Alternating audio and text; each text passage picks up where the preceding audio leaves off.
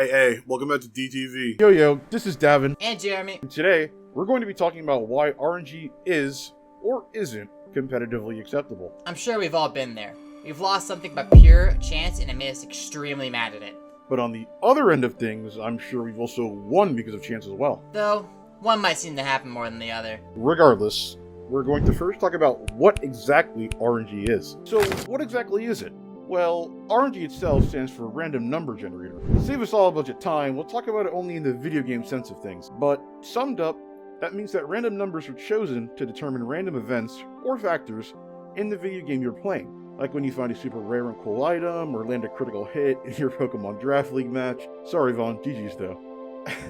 These outcomes are determined by random numbers being generated in the background. So, if randomness is allowed in competitive video games, when is it good? And when is it bad? Well, we'll talk about that in just a second, but it's important to note that not all games use RNG.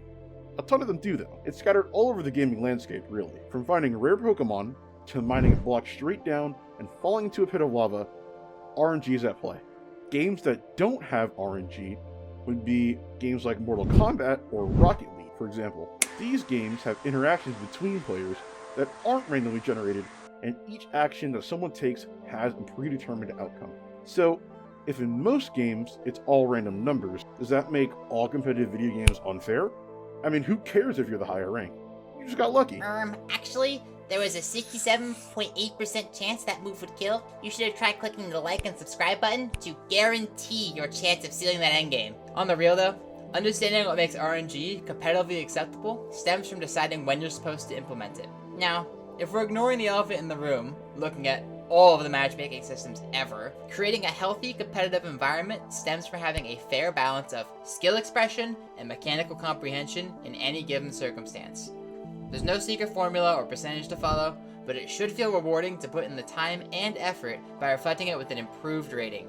With that in mind, building around randomness as a central piece of your competitive game often leads to less frustration compared to plugging it in randomly.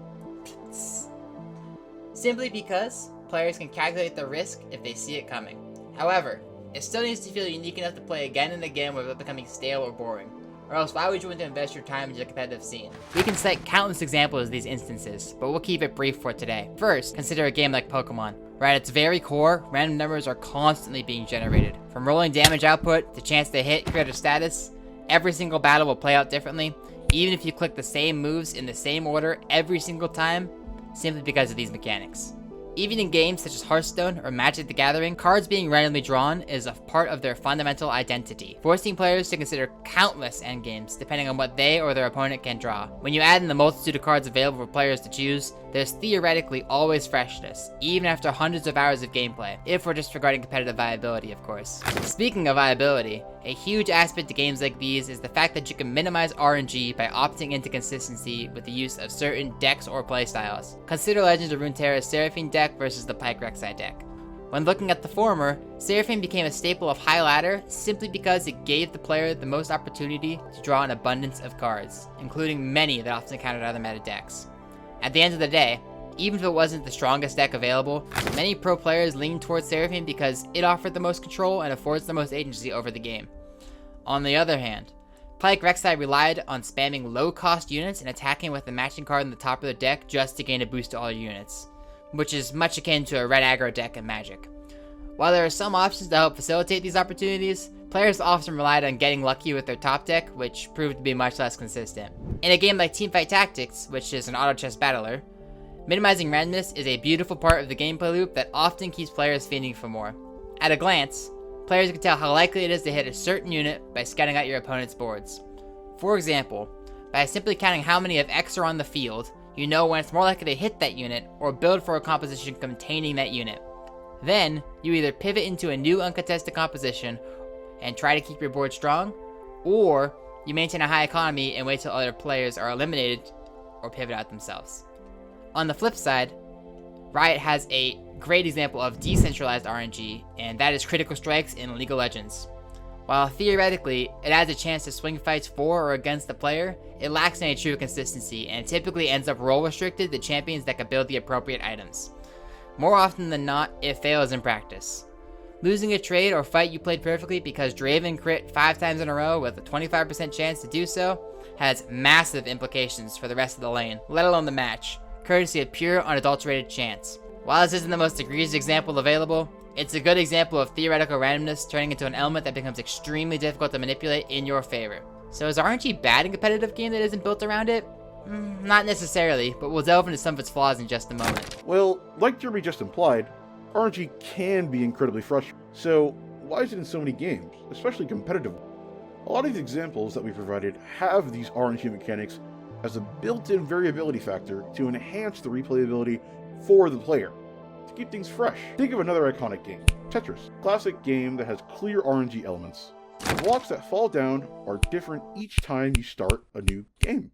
If the blocks that you played with always had the same pattern to them appearing, the game wouldn't be all that fun. There wouldn't be any risk factor, there wouldn't be much anticipation of needing the correct block to clear your board. Tetris would be more like a puzzle game, and once you complete it, you put it down and you never touch it again. It wouldn't be the iconic video game that has stayed around for more than 40 years. So, now that we know that RNG is good for a single player game, why is it needed in multiplayer or competitive games? Why can't every game be like chess, where you can memorize branching decisions for each move that your opponent makes? Well, it's that very same thing I just mentioned, freshness and replayability.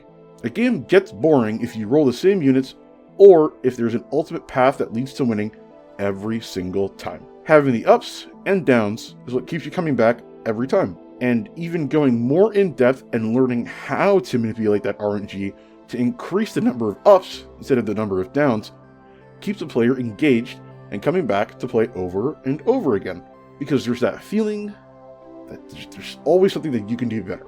If the player truly solves the game, then that's it. The game is done and there's no room for thinking for innovation. In the end, gaming as a whole would just be incredibly boring without RNG. The hype plays that come about even though it was a very low chance, the anticipation of waiting to see if the gamble you took to win it all pays off, and just pure dumb luck of winning a game that you had no business to win would be all lost if we had no RNG in video games. Through the smiles, the tears, the GGs, and the raging, RNG has crafted beautiful moments in gaming and will continue to do so long as there's someone to be on the wrong side of it. This has been Discorded TV. Thank you for watching our video, and good luck. You'll need it.